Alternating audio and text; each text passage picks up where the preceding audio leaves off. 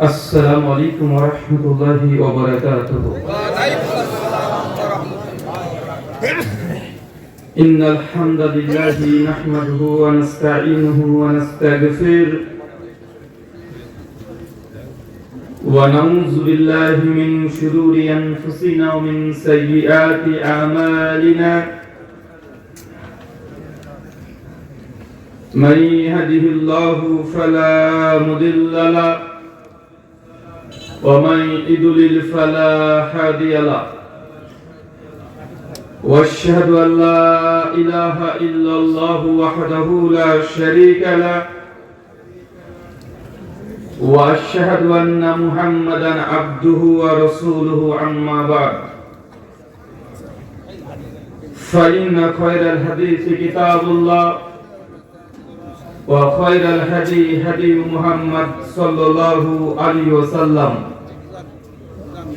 وشر الأمور محدثاتها وكل محدثة بدعة وكل بدعة ضلالة وكل ضلالة في النار.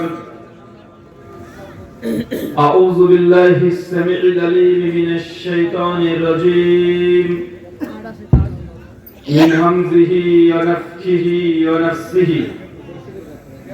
يا أيها الناس اتقوا ربكم الذي خلقكم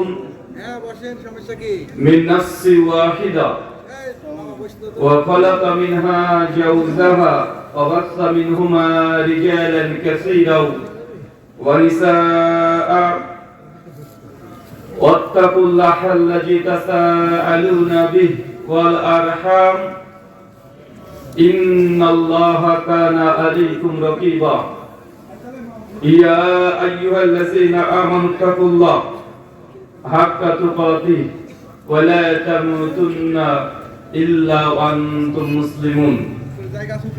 يا أيها الذين آمنوا اتقوا الله وقولوا قولا سديدا يصلح لكم أعمالكم يغفر لكم ذنوبكم ومن يطع الله ورسوله فقد فاز فوزا عظيما. قال رب اشرح لي صدري ويسر لي أمري واحلل عقدة من لساني يفقهوا قولي. ربي زدني علما وزدني فهما. সমস্ত প্রশংসা সেই মহান সত্তা আল্লাহ সুবহানাহু ওয়া তাআলার জন্য, যিনি আমাদের সৃষ্টি করেছেন। শুধু সৃষ্টি করেননি, এই পৃথিবীতে সহস্র কোটি মাখলুকাত সৃষ্টি করার পরেও যিনি আমাদের এই মানব জাতিকে সর্বশ্রেষ্ঠ জাতি,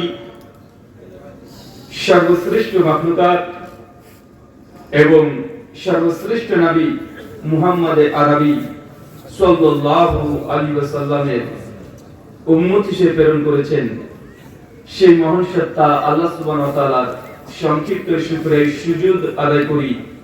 তার নিজেই শেখানো ভাষা দিয়ে সকলে এক বাক্যে পড়ি আলহামদুলিল্লাহ। অতঃপর সহস্র কোটি দরুদ এবং সালাম বর্ষিত হোক মুহাম্মদ সাল্লাল্লাহু আলাইহি ওয়াসাল্লামের প্রতি। যৌবনা পশ্চিম ভাটপাড়া ও চাইপাড়া মহিলা হাফিজদের মাদ্রাসার উন্নতি কল্পে এবং পরিচালনায় আজ 25শে ডিসেম্বর আজিমুশান ইসলামী আলোচনা সভা, তারিখ 25শে ডিসেম্বর 2024। আজকের এই আলোচনা সভাটিকে সফল করার জন্য যারা সার্বিক দিক থেকে সাহায্য এবং সহযোগিতা করেছেন তাদের প্রত্যেকের নাম স্বতন্ত্রভাবে নিয়ে শুকরিয়া আদায় করা সম্ভব নয়। তারপরেও আজকের এই আলোচনা সভার সভাপতি, সহসভাপতি, অতিথি এবং বিশেষ অতিথি সহ যারা দূর দূরান্ত থেকে এই আলোচনা শ্রবণের উদ্দেশ্যে যিনি ভাই এবং বোনেরা একত্রিত হয়েছেন এবং পাশাপাশি যারা অর্থ, শ্রম, মেধা, দোয়া এবং পরামর্শ দিয়ে সহযোগিতা করেছেন, আল্লাহ সুবহানাহু ওয়া তাআলা তুমি তাদের প্রত্যেকের নেক নিয়াত এবং নেক আমলগুলোকে কবুল করে নাও, সকলে পড়ি আমিন। আমিন। মহান সত্তা আল্লাহ সুবহানাহু ওয়া তাআলার কাছে দোয়া এই প্রার্থনা, আল্লাহ সুবহানাহু ওয়া তাআলা আমরা মানুষ, আমরা কম বেশি ছোট বড় ভুল ত্রুটি বিচ্যুতি গুনাহ পাপ অন্যায় করে থাকি। আজকের এই আলোচনা সভার ওসিলায় আমাদের পেছনের ছোট ছোট গুনাহগুলোকে তুমি ক্ষমা করে দাও, সকলে পড়ি আমিন। আমিন। সম্মানিত সুধী, বাদ মাগরিব থেকে বিভিন্ন আলোচক তারা পবিত্র কোরআনুল কারীম এবং হাদিসের মুবারাকা থেকে অনেক গুরুত্বপূর্ণ আলোচনা আপনাদের সামনে পেশ করেছেন। আজকের এই আলোচনা সভার অন্তিম লগ্নে আপনাদের সামনে উপস্থিত হয়েছি নির্দিষ্ট একটি বিষয়ের উপরে আলোকপাত করার জন্য। আজকে যে বিষয়ে গুরুত্বপূর্ণ আলোচনা হবে, আলোচ্য বিষয় সমকালীন বাংলাদেশ এবং বাংলাদেশী হিসেবে আপনাদের করণীয়। কি বললাম বলেন তো ভাইজান? কথা বুঝতে পারছেন? আলোচ্য বিষয় কি? সমকালীন বাংলাদেশ এবং আপনাদের করণীয়। এখানে বলতে পারতাম যে আমাদের করণীয়, কিন্তু আমি বলতে পারবো না। কেন বলেন তো? জি, যেহেতু আমি বিদেশি, আপনাদের অতিথি হিসেবে এসেছি, আর সাধারণত আলোচনার সমাবেশে এই ধরনের আলোচনা হয়ে থাকে না। আলোচনা হয় বিভিন্ন আদেশ, উপদেশ, নির্দেশ, হালাল হারাম, জায়েজ নাজেজ, জান্নাত জাহান্নাম, শিরক বিদআত, তাওহীদ সুন্নাহ, এগুলো আলোচ্য বিষয় হয়। কিন্তু ব্যতিক্রমধর্মী আলোচ্য বিষয় সমকালীন বাংলাদেশ এবং আপনাদের করণীয়। এখানে আপনাদেরকে বোঝানোর চেষ্টা করব, কারণ বাংলাদেশে মোটামুটি কম বেশি আপনারা এখানে যতজন মানুষ প্রেজেন্ট আছেন, আজকে উপস্থিত আছেন, আপনারা যতটা না বাংলাদেশকে চেনেন, আমি হলফ করে বলতে পারি আপনাদের চাইতে একটু হলেও আমি বেশি চিনি। বাংলাদেশের 64টা জেলা, 524টা কমপক্ষে থানা আছে। এমন কোন জেলা নেই যে জেলাতে আমরা যাই নাই ও মানুষের সঙ্গে কথা বলি নাই। তার মানে কম বেশি আপনারা বাংলাদেশের নাগরিক হলেও, আমি বিদেশি মেহমান হলেও কম বেশি খোঁজ খবর আমার কাছে থাকে। আর বাংলাদেশে এবছর যখন সর্বপ্রথম আসি, তো দেখা যাচ্ছে বাংলাদেশের মানুষের মধ্যে একটা নতুন স্বাধীনতার যে চেতনা, আনন্দ, উল্লাসিত, তারা খুব চেহারাগুলো দেখে ভালো লাগছে। মনে হচ্ছে যে আপনারা স্বাধীন হয়ে গেছেন, স্বাধীনতা অর্জন করেছেন। কোন কারাগারে আপনারা বন্দী ছিলেন, হঠাৎ করে যদি স্বাধীন মানুষ হয়ে যায়, যেমন মানুষের আচরণ হয়, চেহারা, দুনিয়াকে আল্লাহ সুবহানাহু ওয়া তাআলা আপনার মন মসজিদ ছেড়ে বেড়ানোর জন্য তৈরি করে নাই। এই সৃষ্টি জগৎকে আলোচনা করেছেন, তার শুধু ইবাদত হবে, আর ইবাদতের পদ্ধতি হবে রাসূল যেভাবে দেখিয়েছে সেইভাবে। কিন্তু আপনি রাসূলের আদর্শকে সব জায়গায় আজকে প্রত্যাখ্যান করেছেন, কি করেন নাই? করেছেন।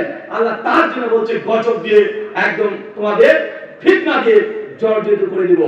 এই আয়াত আপনি এইভাবে বুঝবেন না। চলেন ইয়াতের প্রেক্ষিতে একটা হাদিস আপনাকে শোনাই। সহিহ বুখারী কিতাবুল জিহাদ, হাদিস নাম্বার 3039, সিরাত ইবনে হিশাম দ্বিতীয় খণ্ড, পৃষ্ঠা নাম্বার 425 থেকে 452 পৃষ্ঠা। দীর্ঘ আলোচনা করা হচ্ছে উহুদের যুদ্ধকে কেন্দ্র করে। আপনাকে একটা কথা তার আগে বলে দিই, ইসলামের ইতিহাসে যতগুলো যুদ্ধ জিহাদ হয়েছে, সবচাইতে মর্মান্তিক ভয়ঙ্কর জিহাদের নাম হচ্ছে উহুদের জিহাদ। কিসে বলতো? উহুদের। কেন? কারণ এই যুদ্ধে আল্লাহর দাঁত মোড়ক শহীদ হয়েছে। এই যুদ্ধে ৭০ জন বড় বড় সাহাবী শহীদ হয়ে গেছে। এই যুদ্ধে আমির হামজা শহীদ, এই যুদ্ধে সাইদ বিন মুসাইব শহীদ, হানজালা শহীদ, জাবির বিন আব্দুল্লাহ পিতা শহীদ, ৭০ জন সাহাবী এই যুদ্ধে শহীদ। চলেন উহুদের যুদ্ধ আপনাকে সংক্ষিপ্ত এক সাইডে রাখি, আর বর্তমান বাংলাদেশের প্রেক্ষাপট এক সাইডে রাখছি। দেখেন তো বাংলাদেশের চিত্রের সঙ্গে 1400 বছর আগেকার উহুদের যুদ্ধ মিলছে কিনা। হাদিস নাম কথা বললাম, সহিহ বুখারী 3039 নম্বর হাদিস, মুখতাসার আসছে। আল্লাহ নবী হঠাৎই উহুদের যুদ্ধের কয়েকদিন পূর্বে তিনি স্বপ্ন দেখছেন যে উহুদের প্রান্তে আল্লাহ নবী সাহাবীরা রক্তাক্ত অবস্থায় পড়ে আছে। আল্লাহ ঘুম ভেঙে গেছে, চট করে পড়েছে। নবী বুঝতে পারছেন যে উহুদের যুদ্ধে যদি আমরা যাই, তাহলে আমার সাহাবীদের উপর আক্রমণ হবে, নির্যাতন করা হবে, তাদের শহীদ করে দেওয়া হবে। আল্লাহর স্বপ্ন দেখে সাহাবীদের সঙ্গে চলে গেলেন মসজিদে। মসজিদে সালাত আদায় করে পরামর্শ করছে যে সাহাবী আমার, স্বপ্নে আমি এই জিনিস দেখেছি, আমি নিশ্চিত উহুদের যুদ্ধে আমাদের বড় ধরনের ক্ষতি হয়ে যাবে। কেন? কারণ বদরের যুদ্ধে মুসলমানরা কয়েক বছর আগে বিজয় লাভ করেছিল, আর কাফেররা মজবুত হয়ে একদম মাঠ ঘাট বেঁধে তাহলে উহুদের যুদ্ধে আসছে। সাহাবী বলছে, ইয়া রাসূলুল্লাহ, আল্লাহ যেহেতু জিহাদকে ফরজ করেছে, যা হয় হবে, আমরা উহুদে যাব। সাহাবীদের জনপালকে আল্লাহর নবী তিনি প্রস্তুতি নিলেন জিহাদে, উহুদে যাব। কিন্তু পরিকল্পনা, চিন্তা, চেতনাকে তিনি একটু পরিবর্তন করেছেন। কেন? আগে থেকে তিনি দেখে নিয়েছেন যে যুদ্ধে মুসলিমদের ক্ষতি হয়ে যাবে, আর নবীরা যে স্বপ্ন দেখে এই স্বপ্ন ওহি কি ওহি নয়? স্বপ্নটা ওহি। কেন নবী ইব্রাহিম যে তার বেটাকে সন্তানকে কুরবানি দিবে আল্লাহকে ফেরেশতা জিবরিলের মাধ্যমে বলেছিল না, কিসের মাধ্যমে? স্বপ্নের মাধ্যমে। তো যারা আহলে কোরআন আছে, মুনকিরে হাদিস, হাদিসকে অস্বীকার করতে চায় যে শুধুমাত্র ওহি মানব, তো নবীদের স্বপ্ন তো ওহি, ওহি কি ওহি নয়? কথা বলেন। আর আল্লাহর নবী এই যে স্বপ্ন দেখলেন, এটা কি কোরআনে থাকবে না হাদিসে থাকবে? হাদিসে থাকবে। তো যারা বলছে আমরা কোরআন মানি হাদিস মানি না, তারা ইসলামের একটা 50% জিনিসকে তারা অস্বীকার করছে। করছে কি করছে না? করছে। আল্লাহ রাসূল থেকে পরামর্শ করে তিনি কিছুদিন পরে উহুদের প্রান্তে চলে গেলেন। যাওয়ার পরে দেখছেন উহুদের মাঠ যারা আপনারা দেখেছেন, উহুদের পর্বত যারা আপনারা দেখেছেন, এখন তো মডার্ন সৌদি হয়ে গেছে, আগেকার প্রেক্ষাপট নেই। তারপরে দেখবেন উহুদের পাহাড়, একদিক দিয়ে ঢোকার গেট, একদিক দিয়ে বের হওয়ার গেট, মাত্র দুটো গেট আছে। কয়টা আছে? দুটো গেট। মানে একবার যদি ঢুকে পড়েন, বের হওয়ার বিকল্প কোনো রাস্তা নেই। পেছন দিয়ে ঢুকলে ওই সামনে দিয়ে বের হতে হবে। আল্লাহ নিয়ে প্রবেশ করে দেখছে যে এইখানে যদি একবার আমরা আগে ঢুকে যাই আর কাফেররা যদি পিছ থেকে আসে, তাহলে যে কোনো ভাবে মুসলিমদের পরাজয় ঘটে যাবে। আল্লাহ যখন প্ল্যান করলেন, যুদ্ধের রণকৌশল পরিবর্তন করলেন। আব্দুল্লাহ বিন জুবাইর একজন বিখ্যাত সাহাবী ছিলেন, কঠিন তীরন্দাজ সাহাবী। তীর নিক্ষেপ করলে কখন লক্ষ্যভ্রষ্ট হতো না, এত পারদর্শী তীরে। তার সেই সময় তার কামান ছিল না। ছিল না? কি কথা বলেন? সেই সময় কি কামান ছিল না? এই রকেট লঞ্চার ছিল না? যুদ্ধ অস্ত্র বলতে তরবারি আর তীর।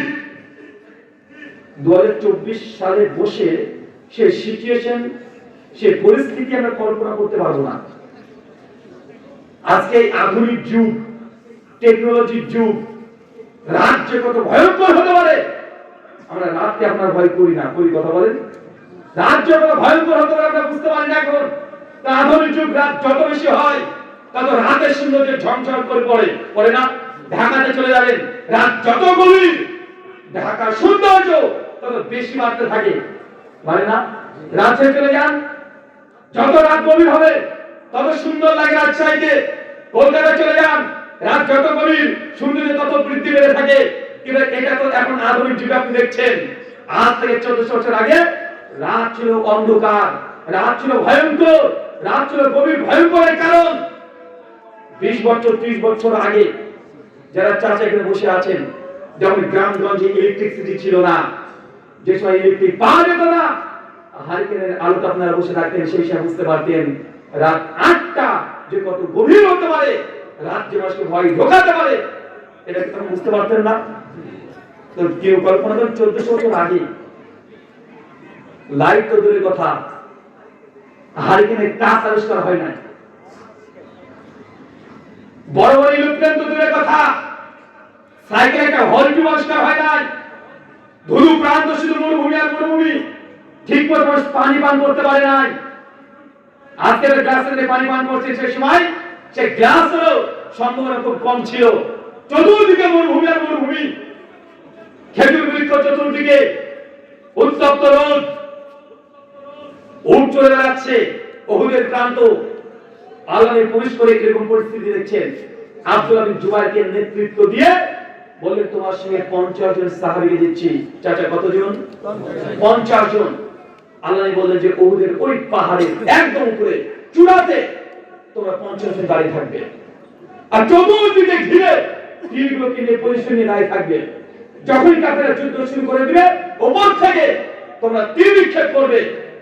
আল্লাহ নবী এইভাবে পজিশন নিয়ে আসছে সাহাবীদেরকে। আল্লাহ নবী ঘোষণা করে দিলেন, শোনো, যদি দেখো যুদ্ধ করতে করতে মুসলমান নিচে জিতে গেছে, বিজয় অর্জন করেছে, কালেমার পতাকা উড্ডীন করে দিয়েছে। তারপরেও আমি নবী যতক্ষণ তোমাদেরকে আদেশ না করছি কেউ পাহাড় থেকে নিচে নামবে না। শোনো, যদি দেখো মুসলমানরা হেরে গেছে, তোমাদের ভাইরা শহীদ হয়ে গেছে, আসমান দিয়ে চিল এসে তোমাদের ভাইয়ের শরীর থেকে রক্ত মাংস তুলে তুলে নিয়ে চলে যাচ্ছে, তারপর আমি নবী যতক্ষণ তোমাদের আদেশ না করছি ওই পাহাড়ের উঁচু থেকে কেউ নিচে নামবে না। চাচা বলেন তো কে বলছে কথা? আল্লাহ নবী আদেশ করেছেন সাহাবীদেরকে। সাহাবীরা সবাই 50 জন উঠে পজিশন নিয়ে দাঁড়িয়ে আছে। আলমের চাচা আমির হামদাকে বলছে, চাচা আপনি ওইখানে একদম তীর নিয়ে আর বন্দুক নিয়ে পজিশন নেন। জাবের বিন আব্দুল্লাহ পিতাকে একটা পজিশন দেয়, আলী বিন আবি তালিবকে একটা পজিশন দেয়, সাইদ বিন মুসাকে কালেমার পতাকা দায়িত্ব দেয় যে তোমার কাছে থাকে কালেমার পতাকা। চতুর্দিক পুরো উহুদের মাঠ নবী যুদ্ধের সজ্জায় সজ্জিত করে রেডি হয়ে গেছে, একদম যুদ্ধ শুরু হবে। কিছুক্ষণ পরে উল্টো দিক থেকে কাফেরের দল বল বাহিনী একদম চলে আসছে। আবু সুফিয়ান, খালিদ বিন ওয়ালিদ যুদ্ধের নেতৃত্ব দিচ্ছেন কাফেরদের। 3000 উট, 1000 ঘোড়া, 4000 সৈন্যের সামন্ত নেতারা মাঠে প্রবেশ করছে। যুদ্ধের নেতা হচ্ছে কাফেরদের খালিদ বিন ওয়ালিদ। কি বলেন তো? নামটা মনে পড়ছে? ওদের যুদ্ধ পর্যন্ত কাফের ছিল, ঈমান আনে নাই। খালিদ বিন ওয়ালিদ কে জানেন? তার নাম হচ্ছে সাইফুল্লাহ, বাংলা মানে আল্লাহ তরবারি। তার তরবারি এবং আল্লাহর তরবারি কার দিকে আছে? কাফেরদের দলে আছে। তাকে আল্লাহর তরবারি এই জন্য বলা হয়েছে যে খালিদ বিন ওয়ালিদের জীবনে যতগুলো যুদ্ধ করেছে, যতগুলো যুদ্ধে অংশগ্রহণ করেছে, চাই সেটা মুসলিমদের পক্ষে হোক অথবা কাফেরদের পক্ষে থেকে হোক, কোন যুদ্ধে খালিদ বিন ওয়ালিদ হারে নাই। যখন কাফেরদের পক্ষে যুদ্ধ করেছে, কাফেররা জিতে গেছে, যখন মুসলিম হয়েছে, মুসলিমদের পক্ষ থেকে লড়াই করেছে, মুসলমানরা বিজয়। জাবের বিন আব্দুল্লাহ বলছেন, যখন খালিদ বিন ওয়ালিদ মৃত্যুবরণ করে যখন তাকে গোসল করাতে আমি গিয়েছি, তখন দেখছি খালিদ বিন ওয়ালিদের শরীরটা এমন কোন জায়গা নেই যে তীরের নিক্ষেপের কোন ছিদ্র নেই, পুরো শরীরকে ঝাপটা করে দিয়েছে। এত যুদ্ধ অংশগ্রহণ করেছে, কিন্তু তারপরেও যুদ্ধের ময়দানে খালিদ বিন ওয়ালিদ শহীদ হয় নাই। কেন বলেন তো? কারণ হচ্ছে এটা যে আল্লাহ তাআলা বলেছে সাইফুল্লাহ, যদি কাফেররা তাকে হত্যা করে নাই, আল্লাহ তরবারি কি পরাস্ত হতে পারে? কথা বলেন, পরাস্ত হতে পারে? তাই খালিদ বিন ওয়ালিদ এত যুদ্ধ করেছে, এই যুদ্ধের ময়দানে সে মৃত্যুবরণ করে। কেন? সেটা আল্লাহর তরবারি, কাফের তরবারির কাছে পরাস্ত হতে পারে না, তাই স্বাভাবিকভাবে তিনি মৃত্যুবরণ করেছে। অথচ এই যুদ্ধে কাফেরদের পক্ষে আছে। কাফেররা পতাকা তুলে দিয়েছে, মুসলিমরা পতাকা তুলে দিয়েছে। পতাকা উত্তোলন মানে যুদ্ধ শুরু, তুমুল লড়াই। দুর্বল গতিতে কাফেররা ঢুকে পড়েছে, প্রায় 4000 সৈন্য নিয়ে মর্মান্তিক লড়াই চলছে। মুসলমানদের সঙ্গে শেষে মোটা কম ছিল না, লড়াই চলছে মর্মান্তিক। কিন্তু কাফেরদের সঙ্গে সামন্ত তাদের অস্ত্র শস্ত্র বেশি, মর্মান্তিক লড়াই চলছে। আল্লাহ সুবহানাহু ওয়া তাআলা আসমান থেকে ফেরেশতা নাযিল করে দিলেন, চতুর্দিকে অন্ধকার করে দিলেন। মুসলমানরা সে সুযোগে এমন ভাবে কাফেরদের সঙ্গে লড়াই শুরু করে দিলেন, কয়েক ঘন্টা লড়াই করে কাফেরদের সব পরাস্ত করে দিয়েছে, সব নিচে শুয়ে আছে। হঠাৎ করে কাফেররা ছুটে ওদের মাঠে ত্যাগ করে তারা মাঠ ত্যাগ করে পালাচ্ছে। কয়েক মিনিটে পুরো মাঠ ফাঁকা, একজনের কাফের নেই। ওদের মাঠে ত্যাগ করে তারা পালাচ্ছে। মুসলমানরা জিতে গেছে, মুসলমানরা বিজয়ের পতাকা তুলে দিয়েছে। যে কাফেররা পালিয়ে গেল, একজন নাই, অজান্তে শব্দ এখানে ক্ষতি হয়ে যাবে, কিন্তু আমরা জিতে গেলাম। বিজয় শান আনন্দিত, তারা উল্লাসিত। তারা গনিমত করে কাফেরদেরকে যা সব ছুটে ছুটে গনিমত করাতে তারা রাস্তা হয়ে গেছে, তাকবীরের ধ্বনি দিচ্ছে, বিজয় উল্লাস করছে। যেমন ভাবে আজকে বাংলাদেশের মানুষ আপনারা আনন্দ উল্লাসিত করছে। আপনারা আনন্দ করছেন আজকে? আপনারা উল্লাসিত না? কারণ কি? কেউ একজন পালিয়েছে।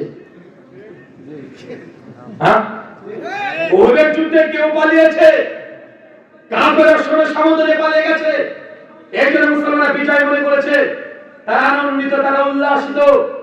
যখনই পালিয়ে গেছে কাফেররা, তাদের মাল সম্পত্তি গনিমতের মাল বলে তারা পুরাতে শুরু করে দিয়েছে। আনন্দিত উল্লাসিত বাংলাদেশের মানুষও কেউ একজন দেশ থেকে পালিয়ে গেছে। এই জন্য আপনারা আনন্দিত উল্লাসিত আছেন না? কথা বলেন। সাহাবীরা গনিমতের মাল তারা সংগ্রহ করতে শুরু করেছে।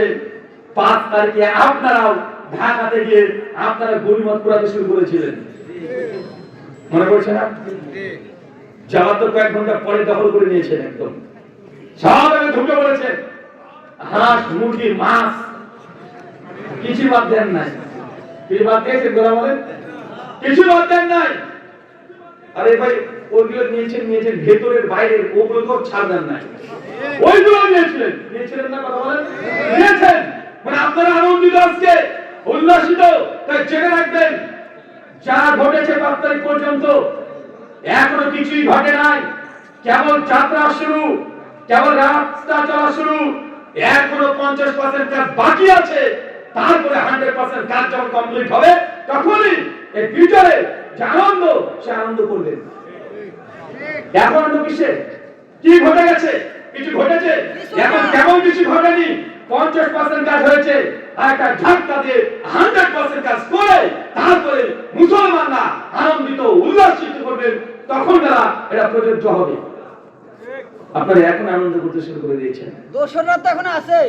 হ্যাঁ, আমি লিখে দোসররা তো এখন আছে।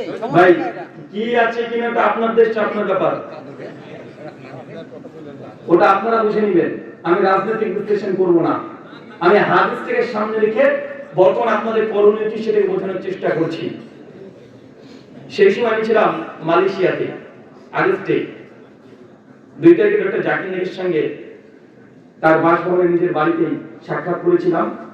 অনেক আলোচনা হয়েছিল তার সঙ্গে। আর 3 তারিখে বাংলাদেশের জনপ্রিয় আলোচক শেখ মুজিবুর রহমান আজহারি হাফিজাহুল্লাহ মালয়েশিয়াতে তার সঙ্গে সাক্ষাৎ হয়েছিল। আর গোটা বিশ্বের মিডিয়াগুলো সেই সময় বাংলাদেশকে ফোকাস করে আছে, কি ঘটবে, কি ঘটবে, কি হবে। প্রবাসীরা যোগাযোগ করতে পারে না সেই সময়, ছিল না ভাইজান? কিছু একটা ঘটবে, হঠাৎ করে ওটা বাংলাদেশকে দখল করে নিচ্ছে। কারা?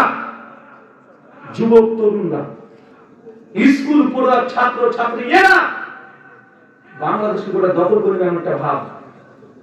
10 দফা, 9 দফা, 6 দফা সব বাদ দিয়ে ওই 1 দফা মানচিত্র চেঞ্জ করতে যাচ্ছে গোটা বাংলাদেশে। আমি যখন ভাবছি ওখান থেকে বসে, কি ব্যাপার, বাংলাদেশের যুবকদের তো চিনি, এরা নারী নক্ষত্র সব জানা আছে আমার। এরা তো এই পলিটিক না, এটা রাষ্ট্র বুঝে না, ধর্ম বুঝে না। এরা স্কুল কলেজে যায়, অন্য কিছু বুঝে না। যারা আন্দোলন করছে, রাস্তা নেমেছে, তারা কয়েকটা জিনিস বুঝে, যে কোনো মূল্যে গার্লফ্রেন্ডকে পটাবো কিভাবে, চিন্তা এটা। ভ্যালেন্টাইন ডেতে কিভাবে দুটো গার্লফ্রেন্ডকে সামাল দিব, এটা নিয়ে যা চিন্তা করে। আর কিছু আছে ও সারা দিন রাত ফ্রি ফায়ার, পাবজি এখানে ব্যস্ত, মানে এত নেশা। রাস্তাতে খেলতে খেলতে ঘুরে ঘুরে দাঁড়িয়ে আছে ঘন্টা ধরে, বুঝতেই পারে না। কেমন আছে না কথা বলেন? যে তরুণরা এইসব নিয়ে ব্যস্ত, হঠাৎ করে রাস্তা নিয়ে বলছে, কারণ কি? আমি কারণ খোঁজার চেষ্টা করছিলাম অনেক ধরে, যে কি ঘটে গেল হঠাৎ করে এমন পজিশন, পুরো বাংলাদেশের রাস্তাঘাট একদম শুনশান করে দিয়েছে। তো অনেকগুলো কারণের মধ্যে কারণ তো অনেক ছিল, তা আমার কাছে যে কারণটা মনে হয়েছে, যে আন্দোলনটা এত দ্রুত গোটা দেশব্যাপী হওয়ার একটা কারণ, আপনাদের উনার একটা ভুল সিদ্ধান্ত ছিল। আমি সব কথা খোলা করে বলতে পারবো না, আমি টাচ দিয়ে যাবো, কেন? আমি মেহমান, সব কথা খুলে বলা সম্ভব নয়। সে ভুল সিদ্ধান্ত কি জানেন? 7 থেকে 10 দিন ইন্টারনেটকে বন্ধ রেখে দেওয়া। 7 থেকে 10 দিন ইন্টারনেট বন্ধ ছিল না?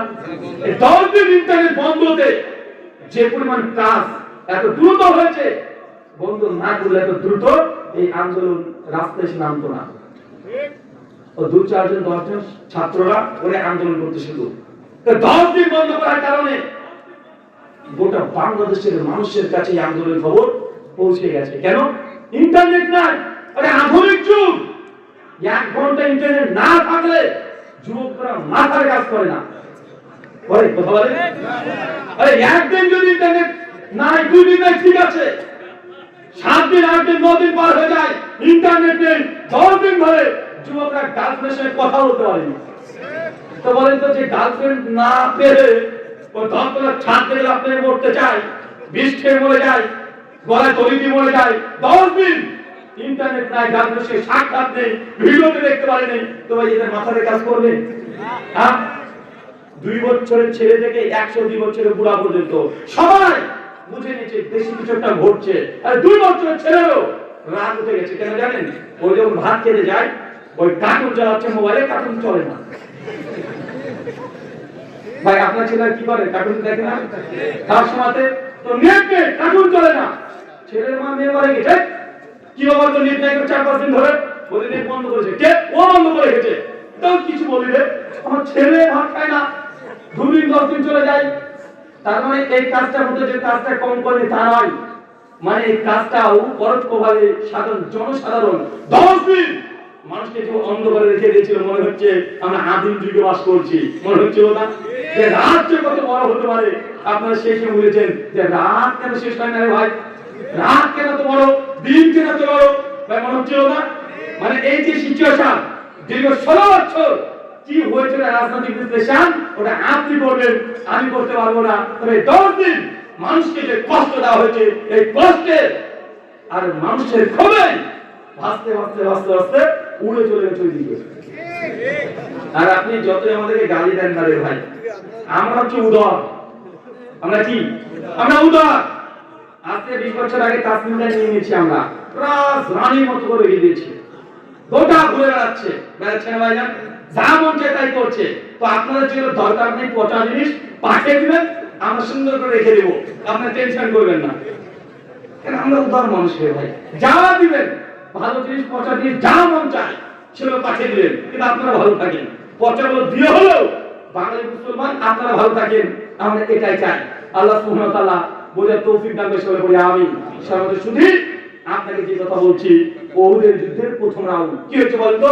কাফেররা মাঠ ত্যাগ করে পালিয়ে গেছে, মুসলমানরা বিজয় উৎসব পালন করছে, গরিবত নিয়ে ব্যস্ত হয়ে গেছে, আনন্দিত তারা উল্লাসিত। যে পজিশন বর্তমানে বাংলাদেশের এখন আপনারা আছেন, খালিদ বিন ওয়ালিদ চলে যাচ্ছে, চিন্তা করছে কি বাবা যুদ্ধে হেরে গেলাম, খালিদ বিন ওয়ালিদ হেরে যাবে, এটা তো হতে পারে না, কেন হারলাম? কারণ বের করছে, অনেক চিন্তা করে দেখছে কেন যুদ্ধে হেরে গেলাম। দূর থেকে ওদের পিঠ থেকে তাকিয়ে দেখছে ওদের পাহাড়, দেখছে 50 জন মুসলমান সৈনিক দাঁড়িয়ে আছে তীর নিয়ে। খালিদ বিন ওয়ালিদ বুঝতে পারলেন যে আসল বিজয়টা মুসলিমদের হয়ে যাওয়ার কারণ 50 জন উঁচু থেকে তার নিচে তীর নিক্ষেপ করছিল। কাফের বাহিনী তাদেরকে দেখতেই পায়নি, টার্গেটই করতে পারে না, তার উপর থেকে তীর নিক্ষেপ করে নিচে কাফের থেকে ঝাঁঝরা করে দিয়েছে। খালিদ বিন ওয়ালিদ বুঝে নিলেন ওই কারণে আমাদের পরাজয়টা ঘটে গেছে, তাই লক্ষ্যই করেনি তাদেরকে, ছুটতে শুরু করেছে, আবার পালিয়ে চলে যাচ্ছে কাফেরদেরকে নিয়ে, তাই সৈন্য সামন্ত নিয়ে চলে যাচ্ছে, অনেকটা দূরে চলে গেছে। এদিকে মুসলমানরা যে 50 জন পাহাড়ে ছিল, হঠাৎ করে যখন দেখছে যে মুসলমানরা বিজয়ের ধ্বনি উত্তোলন করতে শুরু করে দিয়েছে, গনিমতের মাল সংগ্রহ করছে, 50 জন সাহাবীর মধ্যে অধিকাংশের মধ্যেই মতভেদ সৃষ্টি করে ফেলল তারা। অধিকাংশে তারা বলছে আরে আমরা জিতে গেছি, চলো গনিমত সবাই নিয়ে নিচ্ছে, আমরা গনিমত গুলো নিয়ে নিই। এইগুলো 50 জনের মধ্যে অধিকাংশ ছুটে পাহাড় থেকে নামতে শুরু করে দিয়েছে। 4-5 সাহাবী বলছে না, আব্দুল্লাহ বিন জুবাইর আমিন নেতা হিসেবে করে দিচ্ছেন নবী, তিনি বলছেন খবরদার, এখন কেউ নিচে নামবে না, আল্লাহ নবী এখন আদেশ করে নাই, খবরদার কেউ তোমরা নিচে নামো না, নবীর আদেশ আসলে তবে নিচে নামবে। সাহাবীদের অধিকাংশ বলছে আমরা যুদ্ধে জিতে গেছি, ওই দিকে দেখো কাফেররা পালিয়ে যাচ্ছে, পাহাড়ে দেখতে পাচ্ছে তারা, তাই চলে গেছে অনেকটা দূরে। মুসলমানরা গনিমত ভাগ করে দিচ্ছে, আরে আমরা তো নেব, আমাদের তো দরকার আছে। আমি এই কথা না শুনে পাহাড় থেকে ছুটে লাঠি চলে আসে, গনিমত গনিমত করে চিৎকার মারছে, আর নিচে নামতে শুরু করে দিয়েছে। খালিদ বিন ওয়ালিদ ছুটছে সৈন্যদেরকে নিয়ে, অনেকটা দূরে যাওয়ার পরে আবার তাকিয়ে দেখছে ওদের পাহাড় ফাঁকা, কেউ নেই, 4-5 জন ঘোরাঘুরি করছে। খালিদ বিন ওয়ালিদ দূর থেকে দেখতে পেলেন যে একদম ফাঁকা হয়ে গেছে, তিনি তার যুদ্ধের পরিকল্পনা চেঞ্জ করে নিলেন, সঙ্গে সঙ্গে ওইখানে কাফেরদেরকে সবাই থামিয়ে দিলেন, এখানে থেমে যাও, আবার আমরা দ্বিতীয়বার মুসলমানদের উপরে শেষ একটা ছবল, একটা আক্রমণ করে দেখবো। কাফেররা বলছে আমরা হেরে গেছি, আবার নতুন করে কিভাবে আক্রমণ করব? খালিদ বিন ওয়ালিদ বলছে, ওই দেখো ওই পাহাড়ের উপরে 50 জন, একজনও নাই, 4-5 জন ঘোরাঘুরি করছে। নিঃসন্দেহে মুসলমানরা এখন আমরা যে গনিমতকে ফেলে এসেছি উহুদের মাঠে, তারা কোলাতে পেছন তাদেরকে ত্যাগ করে সামনের দিকে চলে গেছে। তাহলে পেছন পুরোটাই এখন ফাঁকা, মুসলমানরা আনন্দ করছে সম্ভব্য। খালিদ বিন ওয়ালিদের যুদ্ধের যে পরিকল্পনা, তার যে দূরদর্শিতা অনেক তীক্ষ্ণ ছিল। খালিদ বিন ওয়ালিদ বলছে, আবার তোমরা যুদ্ধের সজ্জায় সজ্জিত হও, যা আছে তাই প্রস্তুতি নাও, আবারও আমরা মুসলিমদের আক্রমণ করব। তারা প্রস্তুতি নিয়ে দুর্বল গতিতে, তীরন্দাজ গতিতে তারা ঘোড়া উট চালিয়ে উল্টো দিক থেকে অন্য প্রান্তে এসে মুসলিম জাতির উপরে এমন ভাবে পড়ে গেল, কয়েক ঘন্টায় মুসলিমদের 70 জনকে শহীদ করে দিল। মুসলমানরা বিজয় করছিল, আনন্দিত, উল্লাসিত পতাকা পত্তন উঠছে, গনিমত নিয়ে ব্যস্ত। 1 ঘন্টা উল্টো দিক থেকে এমন ভাবে কাফেররা এসে মুসলিমদের উপরে হামলে করেছে, 70 জন মুসলমান এই যুদ্ধে শহীদ হয়ে গেছে। চতুর্দিকে রক্ত আর রক্ত, মুসলমানরা বুঝতে পারে পিছন থেকে আক্রমণ হয়েছে। আল্লাহর ছটফট করছে, চতুর্দিকে ছুটে বেড়াচ্ছে। হঠাৎ করে দেখছে যে আমির হামদা একাই 4-5 জন সঙ্গে লড়াই করছে। পিছন থেকে ওয়াসি এসে এমন ভাবে তাকে আক্রমণ করে দিল, বন্ধন ঢুকিয়ে দিল নাভি বরাবর। আমির হামজা আল্লাহর সিংহ পুরুষ, ইসলামের ডান হাত, শক্তির দিক থেকে উল্টে পড়ে গেছে, শহীদ হয়ে গেছে। আল্লাহ ছুটে চলে আসছে, চাচা শহীদ হয়ে গেছে। তার কাছে গিয়ে দেখছে আল্লাহ নবীর চাচা আর নেই। ওইদিকে তাকিয়ে দেখছে হানজালা, তাকেও মেরে দিয়েছে। সাইদ বিন মুসাইব ওকেও মেরে দিয়েছে, এক হাত কেটে দিয়েছে, পতাকা উল্টে পড়ে গেছে। আল্লাহ চিৎকার দিয়ে বলছে, আলী কালেমার পতাকা তুমি তুলে ধরো, তোমার কাছে পতাকা রাখো। আলী বিন আবি তালিব ছুটে গিয়ে কালেমার পতাকাকে তুলে ধরে দিয়েছে। চতুর্দিকে শুধু লাশ আর লাশ। একজন সাহাবী মারা যাচ্ছে, মানে তার একদম গলাতে এমন ভাবে তরবারি রয়েছে, অর্ধেক গলা কেটে গেছে। চিৎকার মারছে, তারপরে ইয়া রাসূলুল্লাহ, আল্লাহ তার দিকে দেখছে যে তার অর্ধেক গলা নেই।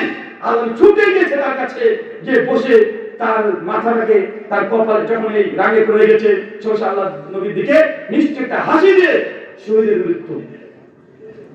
এই ঘটনা যদি আপনাকে বলি, উহুদের যুদ্ধ, একজন নয় 70 জন সাহাবী আল্লাহ নবীর চোখের সামনে এসে মৃত্যুবরণ করছে। আল্লাহ নবীর সঙ্গে আছে 9 জন সাহাবী।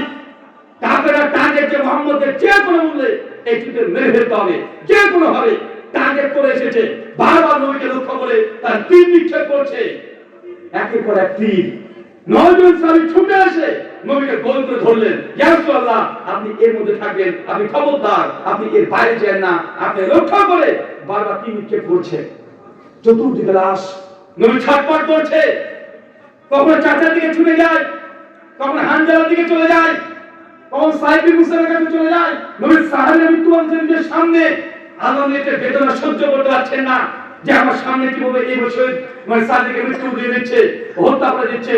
তারপরে দেখাচ্ছে খালিদ বিন ওয়ালিদের নেতৃত্বে 50 থেকে 60 জন দলবদ্ধ ভাবে আল্লাহ নবীকে লক্ষ্য করে তীর নিয়ে তারা ছুটছে।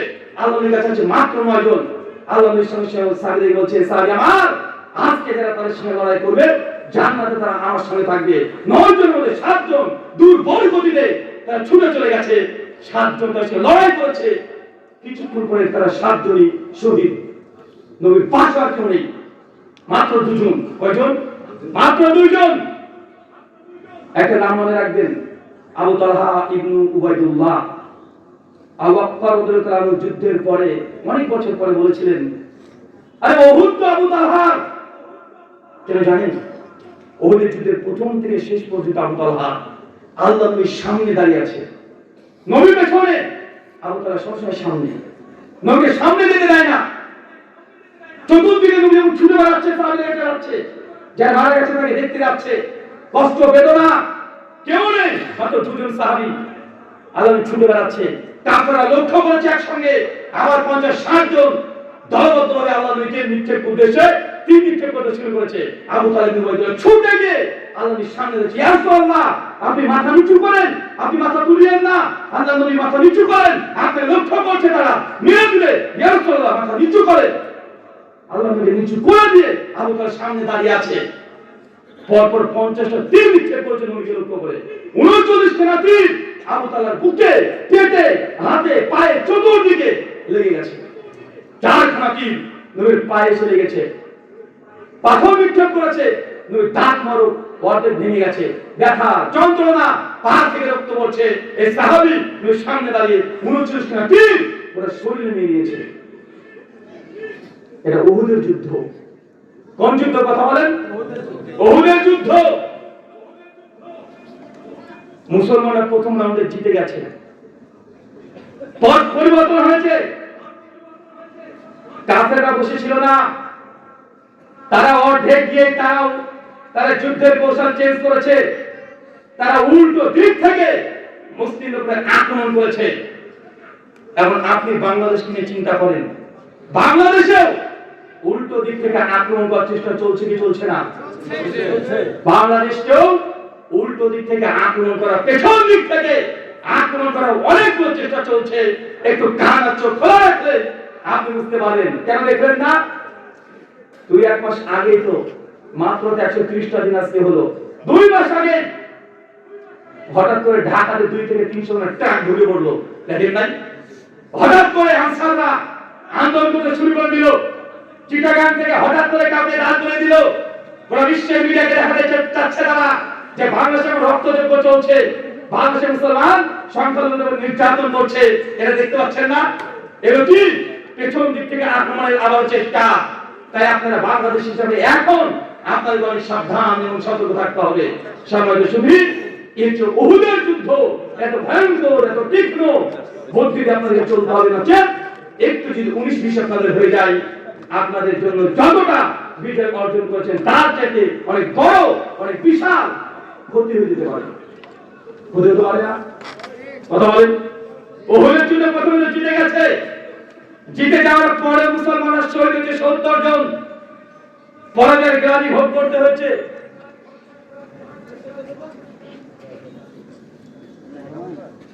ওকে,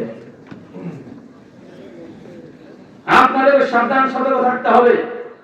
আপনারা মনে করেন না যে তারা মুখ বন্ধ করে বসে থাকবে।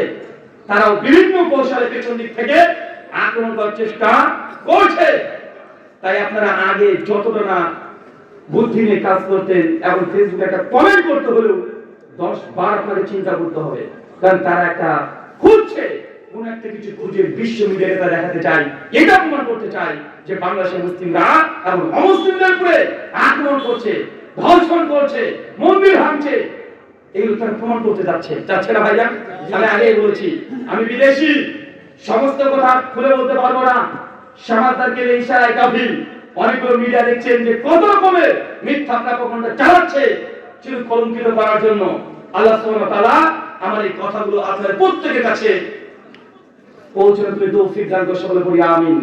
আমি আপনাদেরকে আরেকটা এই হাদিসের ঘটনা থেকে সামনে রেখে আপনাকে বলতে চাই। ভাই বলেন তো, এই গোটা যে কাহিনীটা শুনলেন, উহুদের যুদ্ধের গোটা কাহিনী শুনলেন, আল্লাহ শেষ পর্যন্ত যখন দেখছে যে না সাহাবীরা 70 জন মারা গেছে, তিনি আর ফিরে থাকতে চাচ্ছেন না। আল্লাহ বলছে আলী বিন আবি তালেব ঘোষণা করে দাও, উহুদে আর থাকা যাবে না, সবাইকে বলে দাও উহুদ থেকে চলে যেতে। আল্লাহ তিনিও ছুটে ছুটে চলে আসছেন। সাহাবীরা, যেসব সাহাবীরা মৃত্যুবরণ করেছে তাদেরকে কাঁধে করে তুলে তুলে নিয়ে আসছে। কারো মামাতো ভাই, কারো চাচাতো ভাই, কারো বড় ভাই, আত্মীয় স্বজন সব নিয়ে আসছে। একটা লাশ পেয়েছে মুসলিমদের মধ্যে, কেউ চিনতে পারছে না, কেউ চিনে না। আল্লাহ নবী বলছে রাসূলুল্লাহ, এই লোকটাকে আমরা চিনতে পারছি না, কিন্তু আমার মনে হচ্ছে কাফের। একজন সাহাবী বলছে আল্লাহ নবী, এই লোকটা উহুদের যুদ্ধের আগের রাত্রিতে আমাকে কালেমা পড়েছে, কালেমা পড়েই সে মাঠে এসেছে। সে আমাকে এসে বলছে যে তিনি নাকি স্বপ্ন দেখেছেন যে তিনি ইসলাম কবুল করেছেন, আর স্বপ্ন এটাও দেখেছেন যে আপনার সাথে যুদ্ধে এসে ঠিক এই জায়গাতে কাফেররা তীর নিক্ষেপ করেছে আর সে মৃত্যুবরণ করতে শহীদ হয়ে গেছে। আমাকে বারবার বলেছে যে আমাকে কালেমা পড়াও, আমি মুহাম্মদ সাল্লাল্লাহু আলাইহি ওয়াসাল্লামের সঙ্গে যুদ্ধে যাব। আমি যখন কালেমা পড়ালাম, দেখছি লোকটা ন্যাংরা, চলতে পারে না। সে বলছে আমি যাবো, আমি তাকে নিষেধ করেছি যাও না, এটা ক্ষতি হয়ে যাবে, তুমি একটা পঙ্গু মুষ্টি করবে। সে বলছে না, আমাকে তামান্না, আমি নবীর সঙ্গে একটা যুদ্ধ করবই, আমি উহুদে যাব। সে চলে এসেছে। আল্লাহ নবী এই বেচারা শহীদ।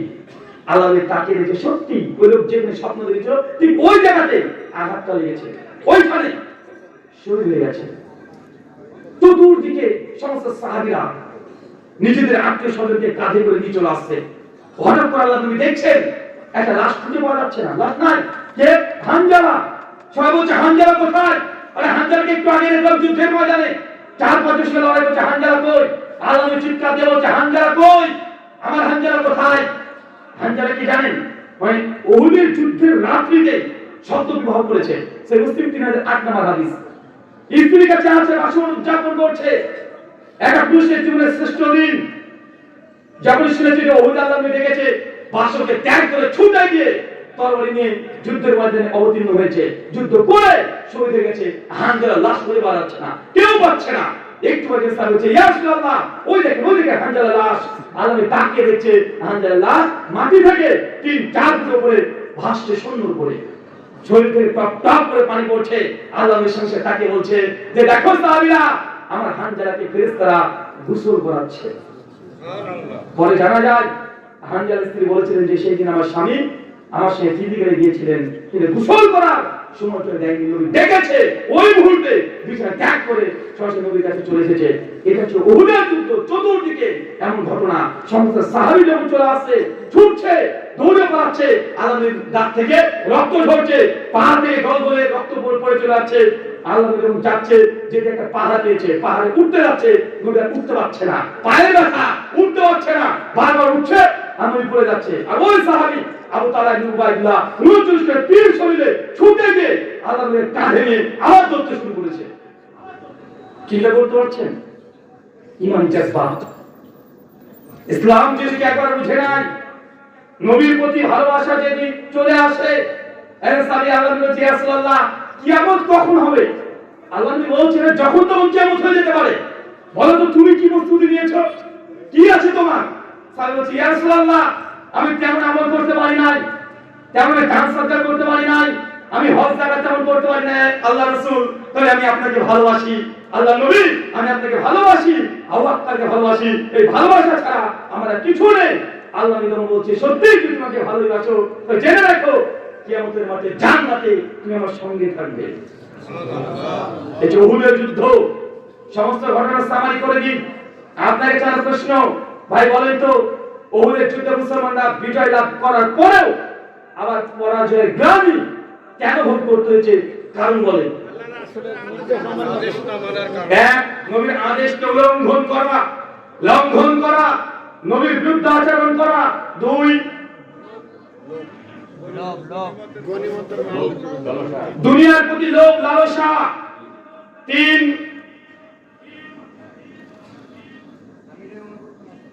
আমিরের আনুগত্য না করা। 4, কি শিখলেন আপনারা?